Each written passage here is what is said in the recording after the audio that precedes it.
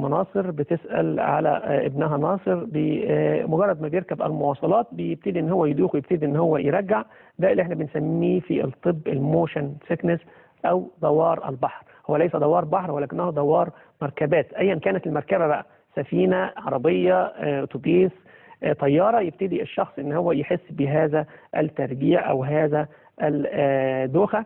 هذه الدوخة ده ناتج من نتيجة في عصب معين موجود عند بعض الأشخاص، والحاجة الوحيدة اللي بتفيد فيها فيما يسمى بالدرامامين. في أقراص في الصيدلية اسمها درامامين، نقدر إن احنا نتناولها قبل السفر بنصف ساعة. الدرامامين من الأشياء اللي بتساعد من ناحية الأعشاب القرفة والقرنفل. القرفة والقرنفل هتخلط مع بعضها وتمضغ أو توضع في الفم أثناء التواجد في المواصلات. القرفة والقرنفل توضع في الفم أثناء التواجد في المواصلات.